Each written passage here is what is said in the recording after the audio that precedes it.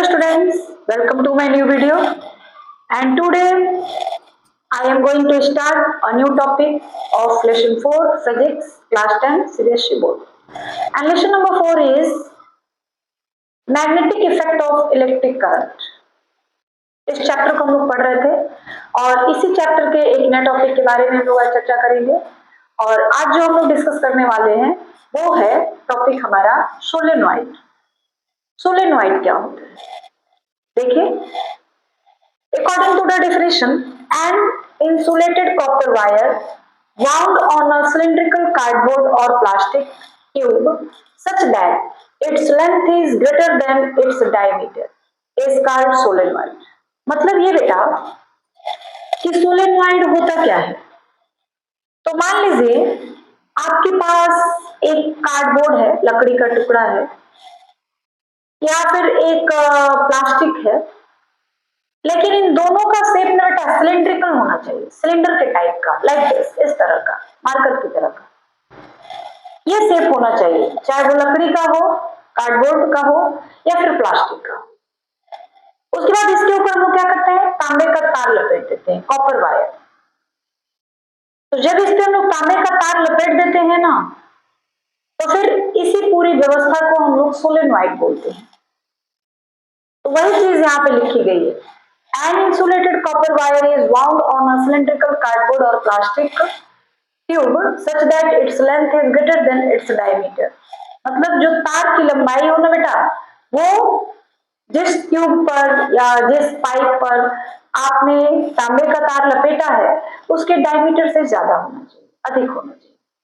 ठीक है, देखिए यहाँ पर हमने एक सोलेनॉइड को रिप्रेजेंट किया है, फिगर बनाया हुआ है। ये एक सिलिंड्रिकल कार्डबोर्ड है, इसके ऊपर हमने तांबे का तार लपेट दिया है और तांबे के तार के जो 2 एंड्स होंगे उनको हमने क्या किया है, बैटरी से ला करके जोड़ दिया है। ठीक है, और यहाँ पे हमने एक कुंजी लगा रखी है, कुंजी की हेल्प से इसमें करंट का फ्लो करवाया जाएगा या फिर स्विच ऑफ कर दिया जाएगा। तो ये पूरी व्यवस्था जो है, ये जो देखिए दिख रहा है इस तरह, ये तार को हमने लपेटा हुआ है, तार को लपेटा हुआ दिखाया गया है। और इसमें आपने पढ़ा होगा, आप जानते हैं कि एक वायर में जब इलेक्ट्रिक करंट फ्लो करता है तो उसके चारों ओर मैग्नेटिक फील्ड क्रिएट हो जाता है, उसमें भी चीजों को अपनी ओर अट्रैक्ट करने की क्षमता आ जाती है। और हमने ये भी बताया तार इज ऑल्सो अ मैग्नेट, तार भी एक मैग्नेट है, उसमें भी इलेक्ट्रिक करंट फ्लो होता है तो उसके भी चारों ओर मैग्नेटिक फील्ड क्रिएट होता है, मैग्नेटिक फील्ड लाइंस क्रिएट होती है। ठीक है, अब आपने इस कॉपर वायर में इलेक्ट्रिक करंट फ्लो करवा दिया तो फिर जाहिर सी बात है वहां पे मैग्नेटिज्म आ जाएगा, मैग्नेटिक फील्ड लाइंस आ जाएंगी। अब इस सोलेनॉइड में जो मैग्नेटिक फील्ड लाइंस बनेंगी उनकी प्रॉपर्टीज क्या होंगी, वो मैग्नेटिक फील्ड लाइंस किस तरह की होंगी, उसके बारे में यहाँ बताया गया है। Property of magnetic field lines in a solenoid, जो मैग्नेटिक फील्ड लाइंस होती हैं सोलेनॉइड के अंदर, उसकी क्या प्रॉपर्टी होती है। देखिए बेटा, 2 प्रॉपर्टी बताई गई है। पहली है the magnetic field lines inside the solenoid are nearly straight and parallel to its axis, so the magnetic field inside a solenoid is uniform। जानते हो बेटा, इसके अंदर जो मैग्नेटिक फील्ड लाइंस होती है ना, वो बिल्कुल स्ट्रेट होती है, इस तरीके से, इस तरीके से इसके एक्सिस के बिल्कुल पैरेलल होती है बेटा मैग्नेटिक फील्ड लाइन। और जहां पे साउथ पोल होता है वहां से जो लाइनें होती है एंट्री करती हैं सोलेनॉइड के अंदर, और जो नॉर्थ पोल होता है वहां से, सॉरी ये गड़बड़ हो गया, साउथ पोल में ना एंट्री करती हैं और नॉर्थ पोल से जो है, ये नॉर्थ पोल है, तो यहाँ से जो लाइनें होंगी ना वो बाहर निकलेंगी इस तरीके से, और ऐसे निकल करके इसके अंदर ऐसे आ जाएंगे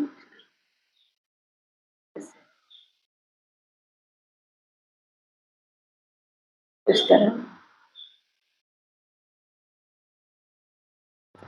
इस तरीके से नॉर्थ पोल से बाहर निकलेंगे और साउथ पोल से अंदर चले जाएंगे। तो जो मैग्नेटिक फील्ड लाइनें होती है बेटा सोलेनॉइड के अंदर, वो सोलेनॉइड के एक्सिस के पैरेलल होती हैं। देखिए nearly straight and parallel to its axis. So the magnetic field inside the solenoid is uniform. जो मैग्नेटिक फील्ड लाइंस होती हैं सोलेनॉइड के अंदर वो बिल्कुल उसके एक्सिस के स्ट्रेट होती हैं और सेम डिस्टेंस पे होती है, इक्वी डिस्टेंस पर होती है। इसी के कारण मैग्नेटिक फील्ड लाइंस पैरेलल हैं, स्ट्रेट हैं, तो वो यूनिफॉर्म मैग्नेटिक फील्ड क्रिएट करता है। सोलेनॉइड के अंदर जो होता है मैग्नेटिक फील्ड जो होता है यूनिफॉर्म होता है। क्यों? क्योंकि बेटा इसके अंदर जितनी भी लाइनें हैं वो सभी स्ट्रेट हैं और पैरेलल हैं, इस वजह से। ठीक है, दूसरी प्रॉपर्टी क्या बताएगी बेटा? A current carrying solenoid behaves like a bar magnet. जो करंट कैरिंग सोलेनॉइड होता है ना बेटा वो एक बार मैग्नेट की तरह काम करता है। और बार मैग्नेट में क्या होता है बेटा कि जो मैग्नेटिक फील्ड लाइनें होती है वो नॉर्थ पोल से निकलती हैं और साउथ पोल में एंट्री करती हैं, नॉर्थ पोल से साउथ पोल की ओर जाती हैं। तो जब हम लोग जो सोलेनॉइड है हमारा यह भी एक बिल्कुल बार मैग्नेट की तरह काम करता है। इसमें भी जो मैग्नेटिक फील्ड लाइनें होती हैं वो नॉर्थ पोल से बाहर निकलती हैं और साउथ पोल में अंदर जाती हैं। ठीक है, तो ये तो हो गई सोलेनॉइड के जो मैग्नेटिक फील्ड लाइनें होती हैं उनकी प्रॉपर्टीज। क्लियर है कि सोलेनॉइड क्या है और उसके जो मैग्नेटिक फील्ड लाइंस होते हैं उसकी प्रॉपर्टी क्या है। ठीक है, उसके बाद direction of magnetic field lines, क्या कहा गया? Direction of magnetic field. जो सोलेनॉइड है उसके अंदर जो मैग्नेटिक फील्ड है उसका डायरेक्शन हम लोग कैसे निकालते हैं? तो भाई डायरेक्शन निकालने के लिए किसी भी चीज के कारण अगर मैग्नेटिक फील्ड होता है तो कहीं भी आपको अगर मैग्नेटिक फील्ड का डायरेक्शन निकालना हो तो उसके लिए मैग्नेटिक नीडल है, कंपास नीडल है, और मैग्नेटिक नीडल हो या कंपास नीडल हो उसका जो नॉर्थ पोल जिधर डिफ्लेक्ट करेगा वही जो होगा डायरेक्शन ऑफ मैग्नेटिक फील्ड होगा। नॉर्थ पोल जिधर डिफ्लेक्ट हो जाए वही जो है ना बेटा मैग्नेटिक फील्ड का डायरेक्शन। ठीक है, तो अब हमको ये बताना है कि जो डायरेक्शन है मैग्नेटिक फील्ड का सोलेनॉइड के अंदर वो क्या है? The end at which current flow anti clockwise, जहां पे करंट एंटी क्लॉकवाइज फ्लो करता है वो इंड जो है ना बेटा behaves as a north pole. जहां पे करंट जो है एंटी क्लॉकवाइज फ्लो करेगा वहां पर नॉर्थ पोल होगा, और जहां पर करंट जो है क्लॉकवाइज फ्लो करेगा वहां पर जो होगा साउथ पोल होगा। यानी आपको याद रखना है कि जहां पे करंट का फ्लो एंटी क्लॉकवाइज है वो नॉर्थ पोल हो गया और जिस एंड पर करंट का फ्लो क्लॉकवाइज है वो साउथ पोल हो गया। क्लियर है? उसके बाद magnitude of magnetic field. Solenoid के अंदर जब मैग्नेटिक फील्ड बनता है तो उसकी डायरेक्शन हो गई, प्रॉपर्टीज हो गई, उस मैग्नीट्यूड क्या होता है मैग्नेटिक फील्ड का वो कैसे निकालेंगे? तो उसके लिए देखिए the magnitude of magnetic field inside solenoid is directly proportional to the current flowing through the solenoid. मतलब ये कि जो मैग्नेटिक सोलेनॉइड के अंदर मैग्नेटिक फील्ड होता है वो कैसा होता है? Directly proportional to the current flowing through the solenoid. Solenoid में जो करंट फ्लो कर रहा है उसके डायरेक्टली प्रोपोर्शनल होता है। डायरेक्टली प्रोपोर्शनल का मतलब ये हो गया बेटा कि करंट जितना ज्यादा फ्लो करेगा मैग्नेटिक फील्ड उतना ज्यादा होगा, और करंट जितना कम फ्लो करेगा मैग्नेटिक फील्ड उतना कम होगा। It means B directly proportional to I. B क्या है बेटा? मैग्नेटिक फील्ड है। आई क्या है? करंट है जो उस सोलेनॉइड के अंदर फ्लो कर रहा है, और ये दोनों एक दूसरे के डायरेक्टली प्रोपोर्शनल है। मतलब अगर करंट की वैल्यू बढ़ाते हैं तो मैग्नेटिक फील्ड बढ़ जाएगा, मैग्नेटिक फील्ड की वैल्यू बढ़ाते हैं तो करंट की वैल्यू बढ़ जाएगी। आगे बात समझ में? तो इसी को हम लोग कहते हैं डायरेक्टली प्रोपोर्शनल। मतलब सोलेनॉइड के अंदर जो मैग्नेटिक फील्ड होगा वो करंट के डायरेक्टली प्रोपोर्शनल होगा। सेकंड बात क्या है बेटा? Directly proportional to the number of turn per unit length of the solenoid, that is B directly proportional to N. N क्या है बेटा? Number of turn per unit length, यानी एन जो है ना कैपिटल एन बाई एल।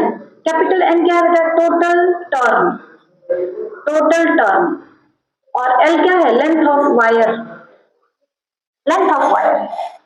तो directly proportional to the number of turn per unit length of the solenoid, that is B directly proportional to L. मतलब ये है बेटा, मान लीजिए ये सोलेनॉइड है, इस पे आपने कॉपर का तार लपेट रखा है, तो आप जितनी ज्यादा बार तार को लपेटेंगे, जितना ज्यादा बार मैग्नेटिक फील्ड की जो वैल्यू होगी, मैग्नीट्यूड होगी, वो उतना ज्यादा होगा, और जितने कम बार आप इस पे तार को लपेटेंगे जो मैग्नेटिक फील्ड की वैल्यू होगी उतनी ही कम होगी।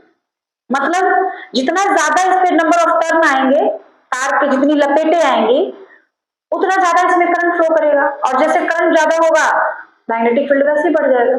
जितना कम बार आप तार लपेटेंगे इस पे करंट वैसे कम आएगा, जितना कम तार इसमें रहेगा करंट कम आएगा, और जो मैग्नेटिक फील्ड होगा वैसे ही घट जाएगा। तो कहने का मतलब ये है कि नंबर ऑफ टर्न जितना बढ़ता है सोलेनोइड पर करंट की वैल्यू बढ़ती है, करंट की वैल्यू बढ़ती है तो मैग्नेटिक फील्ड की वैल्यू भी बढ़ जाती है। और नंबर ऑफ टर्न जो सोलेनोइड है उसमें जितना कम होता है करंट की वैल्यू घट जाती है, जिसकी वजह से जो मैग्नेटिक फील्ड है वह भी घट जाता है। आगे बात समझ रहे हैं? तो ये जो सोलेनोइड है उसकी डिफिनेशन, उसके मैग्नेटिक फील्ड लाइंस की प्रॉपर्टी, उसके डायरेक्शन और उसकी वैल्यू। तो अब यहाँ पे दो इक्वेशन हमको मिल गए, B directly proportional to I and B directly proportional to N। हमने दोनों इक्वेशन को कंबाइन कर दिया, combining equation 1 and 2 we get B directly proportional to Ni या B is equal to mu 0 Ni। mu 0 क्या है बेटा, या mu नॉट भी बोलते हैं, चाहे तुम यहाँ K भी लिख सकते हो बेटा, this is a constant, K लिख लो कांस्टेंट रहेगा, K क्या है बेटा कांस्टेंट है, और K की वैल्यू क्या होगी तब, K की वैल्यू हो जाएगी बेटा 4 pi 10 to the power -7। ये K है, K कांस्टेंट है and it's value is fix 4 pi into 10 to the power -7। Clear है? सारे टॉपिक्स क्लियर हो गए, आगे बढ़े अब, कोई दिक्कत नहीं है। Now the topic is electromagnet. Electromagnet क्या है? अभी आपने पढ़ा सोलेनोइड, जब एक प्लास्टिक कार्डबोर्ड पे, एक कार्डबोर्ड पे या एक किसी प्लास्टिक जो सिलेंड्रिकल टाइप का हो उस पे इंसुलेटेड कॉपर वायर जब हम लोग इस तरह बाउंड कर देते हैं, लपेट देते हैं, तो वो सोलेनोइड हो जाता है। ठीक है, अब सोलेनोइड का एक स्पेशल केस है इलेक्ट्रोमैग्नेट। आपने प्लास्टिक के ऊपर, ये प्लास्टिक है मार्कर, इसके ऊपर अगर आपने कॉपर वायर लपेट दिया तो ये सोलेनोइड बोला जाएगा। लेकिन अगर एक सॉफ्ट आयरन है और उसके ऊपर आपने कॉपर वायर वाउंड किया हुआ है तो फिर उसको हम लोग कहेंगे इलेक्ट्रोमैग्नेट। मतलब सोलेनोइड ही इलेक्ट्रोमैग्नेट हो जाता है, लेकिन कब, जब जो यहाँ पर हमने तार को लपेटा हुआ है ना वो एक सॉफ्ट आयरन का हो, सॉफ्ट आयरन, सिलिंड्रिकल आयरन हो, सॉफ्ट आयरन हो, तो फिर उसी को हम लोग इलेक्ट्रोमैग्नेट बोलते हैं। इलेक्ट्रोमैग्नेट में क्या होता है बेटा कि जब तक इसमें इलेक्ट्रिसिटी पास होगी तब तक ये मैग्नेट की तरह वर्क करेगा, लेकिन जैसे इलेक्ट्रिसिटी का फ्लो इसमें स्टॉप कर देंगे, स्विच ऑफ कर देंगे, वो इलेक्ट्रोमैग्नेट की तरह काम करना बंद कर देगा, मतलब मैग्नेट की तरह काम करना बंद हो जाएगा, उसका मैग्नेटिज्म जो होगा वो खत्म हो जाएगा। ठीक है, तो इसी को हम लोग इलेक्ट्रोमैग्नेट बोलते हैं। जैसे देखिए ये हमारा एक आयरन, सॉफ्ट आयरन का बना हुआ है, ठीक है, इस पे हमने क्या किया हुआ है, इस तरीके से तार लपेटा हुआ है, कॉपर वायर।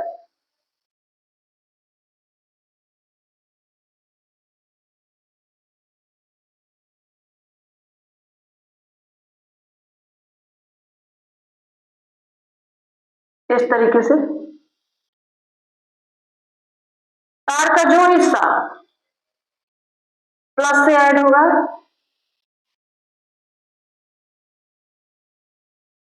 यहां से करंट फ्लो करेगा, यहाँ पे आके इसमें एंट्री करेगा। तो ये जो है, अगर हम सिलिंड्रिकल सॉफ्ट आयरन रख ले रहे हैं यहाँ पे,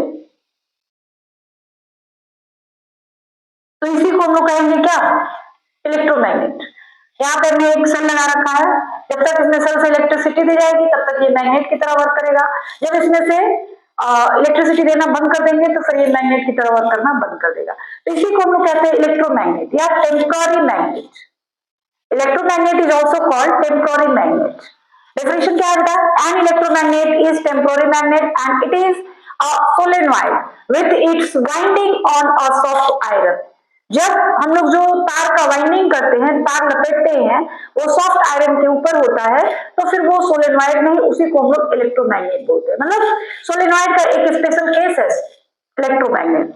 ठीक है, उसके बाद the strength of electromagnet depends upon, मतलब जो इलेक्ट्रोमैग्नेट होता है उसका स्ट्रेंथ किन किन बातों पर डिपेंड करता है। सॉफ्ट आयरन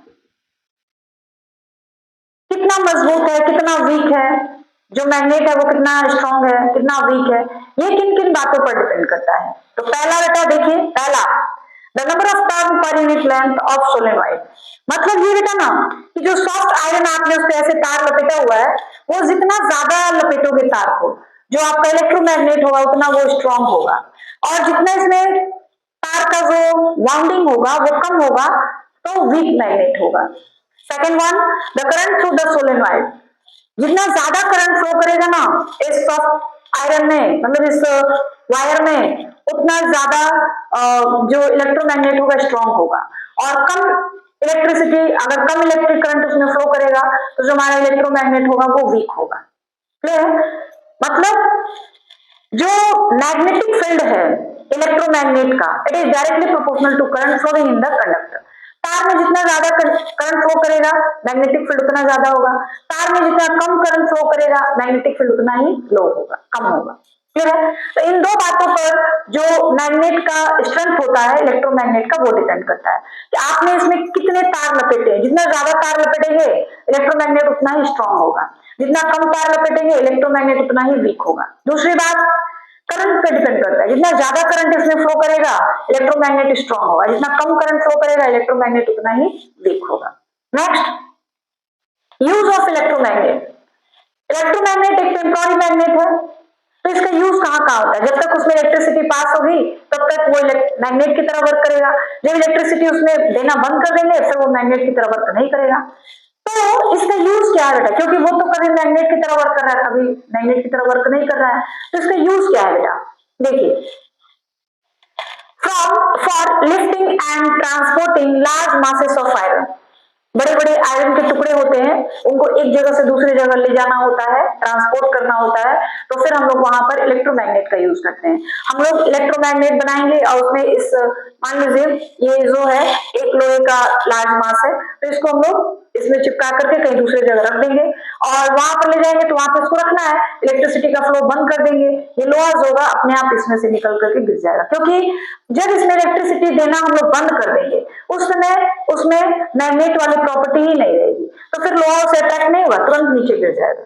तो लार्ज मासेस ऑफ आयरन जो होते हैं ना, उसको एक जगह से दूसरी जगह ले जाने के लिए हम लोग जो होता है इलेक्ट्रोमैग्नेट का यूज करते हैं। ठीक है? फिर आपने देखा होगा जो कचरे का ढेर होता है बेटा, बहुत सारा कचरा होता है, उसमें आयरन पार्टिकल्स भी होते हैं छोटे छोटे। कचरा है तो ये तो जरूरी नहीं है कि सारे कचरे जो होंगे मतलब अलग अलग टाइप्स के होंगे, उसमें कुछ आयरन के पार्टिकल्स भी होंगे। तो वहां पर हम लोग एक इलेक्ट्रोमैग्नेट ले जाते हैं और उसमें पूरा उसको घुमाते हैं चारों तरफ गार्बेज में, और उसके बाद दूसरी जगह ले जाकर स्विच ऑफ कर देते हैं। उसमें जितने आयरन के पार्टिकल्स इलेक्ट्रोमैग्नेट में चिपके हुए होते हैं वो सारे नीचे गिर जाते हैं, क्योंकि उस समय मैग्नेटिज्म खत्म हो जाता है, मैग्नेट वाली जो प्रॉपर्टी होती है आयरन में वो खत्म हो जाती है। तो इसका यूज हम लोग गार्बेज में से जो आयरन पार्टिकल्स होते हैं उनको निकालने के लिए भी करते हैं। क्लियर है?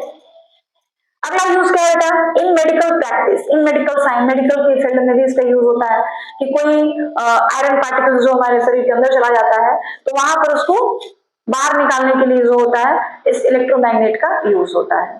ठीक है? तो ये यूज ऑफ इलेक्ट्रोमैग्नेट हो गया। नेक्स्ट है बेटा परमानेंट मैग्नेट।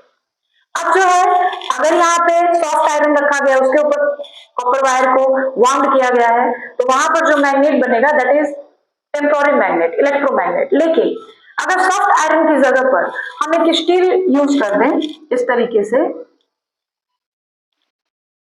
और इस पे हम लोग जो है तांबे का तार लपेट दें इस तरीके से,